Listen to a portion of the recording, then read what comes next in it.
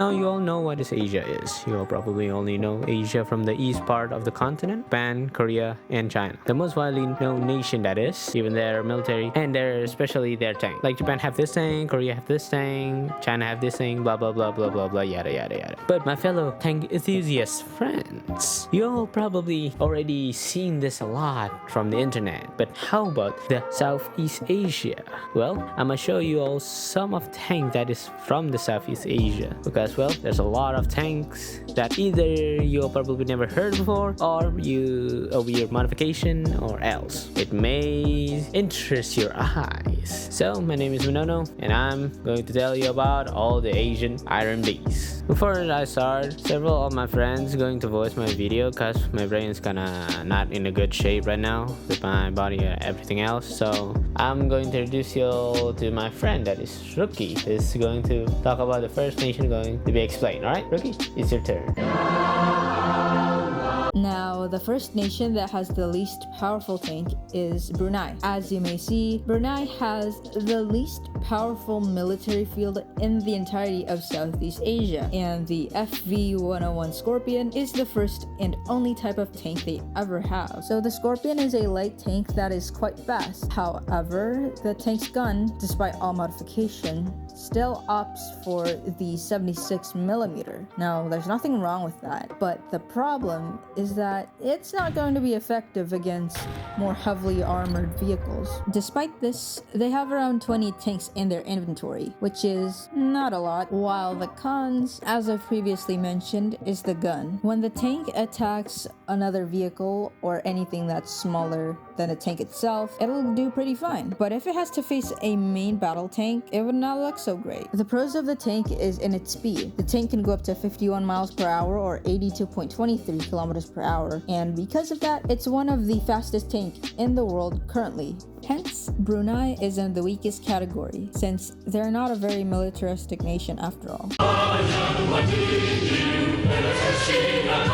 This next session is brought to you by John Doe Associations. Hi, my name's John, and today we'll be talking about one of the most famous places on Earth, the birthplace of America, the world-renowned cheesesteaks. Give it up for Philadelphia. Bro. It's not Philadelphia. It's not Philadelphia. It's Philippines. Sorry, folks. I meant the Philippines. Today, we're not just talking about the nation itself. We're talking about militaristic stuff. The Philippines have some unusual tanks in their arsenal. They've operated two tanks, which are the Scorpion and the Sabra. There's also another one, but is it really called a tank? It's more of a light tank, you see.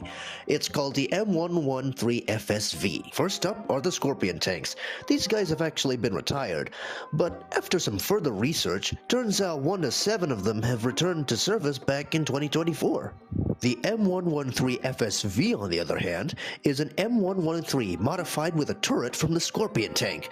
There are around 14 in service right now, but despite this tank? Can you even call it a tank? It has a 76mm gun, armor is light, and it's faster because the top speed is around 64 kilometers per hour or 40 miles per hour. But it's also classified as a light tank, and it's also called a fire support vehicle. It's probably both. Now, finally, we have the most modern tank in the Philippines arsenal, the Sabra light tank. This tank is quite rare because the Philippines are the only operator. It's also from Spain, and there's also another factor, but I'm sure you know what I'm talking about.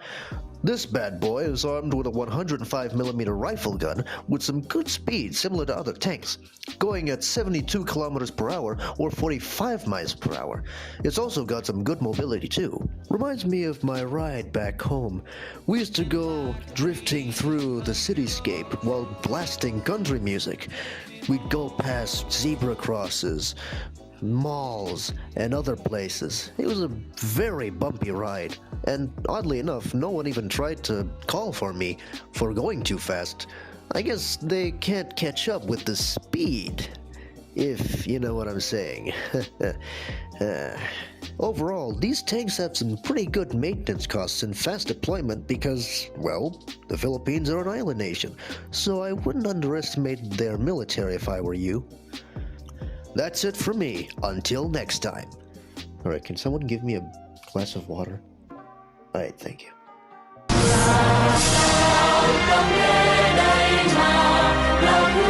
Back to Monono again because no one want to voice Laos. Well, why? I don't know. Laos have some nice inventory military tank they have. They have around 3 types of tanks in their inventory. That is the PT-76, T-55, and the most modern out of them that is T-72. Well, to be honest, the other two, PT-76 and T-55, there's no such significant upgrades or anything that special about it. It's just like good old, both of them is just a Cold War era, still early. But the T-72 is different because they are the more upgrade than other tank they have. The T-72 variant they have is the T-72 B1MS. It's the variant the Laos have. The upgrade include a commander panoramic sight, upgrade gunner sight, remote control weapon stationed with a Conquer machine gun on the top of the turret, era, and enhanced situational awareness. Laos have some interesting inventory, but despite this, they kinda powerful, but I do not know about them. Despite this all, Laos, it's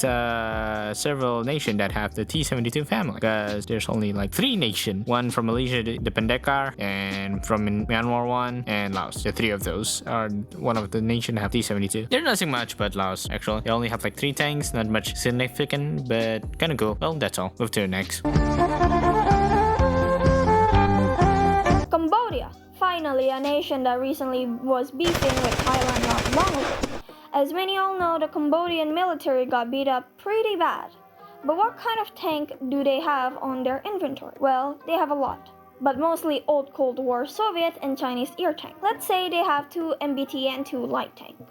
Let's start small, the Type 63. So this tank is basically a distant cousin of the PT-76. The big difference is the turret were changed and armed with a 85mm and with additional crew of 4. Basically, more powerful PT-76, they have around 20 tank on storage. Next light tank is the Type 62. The scaled down T-55. What can a downgraded T-55 do? Well, just a smaller gun and a 10 km/h fast. Despite this, they only have 50. Both light tanks saw combat in the Cambodia Civil War, but the Type 63 also saw combat in the Sino-Vietnam War. Okay, now for the main course of the Cambodia tank arsenal. The Cambodian have 1 MBT with a lot of them, just sibling and cousin. So they have 200 T-55/54 and 93 in order and 39 in service, Type 59. Let's all combine to 1. That make it around 30-ish tank. So there's a lot of this, and I'm going to speed run this and make it as simple as possible. There is T-55, T-54, and 55A.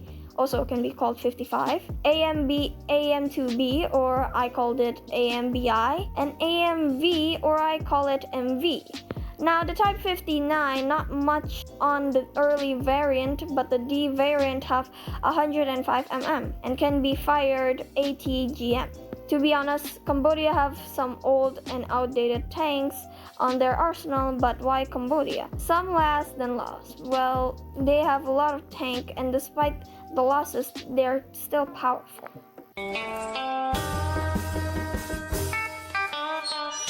Hey yo everybody, it's me again. Alright, I'll be doing Malaysia. Okay, Malaysia, my brethren. They don't really have a lot of tank on service. They have 1 type of main battle tank, and that is the PT-94 Pendekar. The PT-94 Pendekar, yeah, is a Malayan variant of the Twardy, basically a T-72 but westernized. Also, the tank is faster with a new engine that can go up to 70 km/h. Some fire control system named the Savan 15. A lot of ERA. Ooh, I love ERA. Anyways, and a warning and protection system.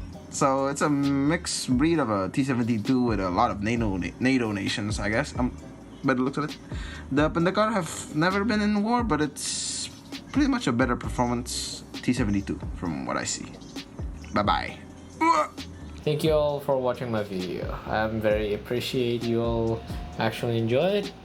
If you don't, well, I'm sorry for that, and maybe I say something bad in the script or one of my friends disturb you. I'm really sorry. I take the blame. It's okay. So I'm just here to give information, but you can learn it yourself, or there's a lot of YouTube videos out there helping, well, helping you to get more information. Remember, knowledge is important. Well, that's all for today. Remember, my friend, don't be sarcastic. Think critical. And yeah. So, thanks for watching, you all folks, and stay safe out there. Don't be mean, and see you in another video. Alright? So, see ya. Bye bye. Bye bye.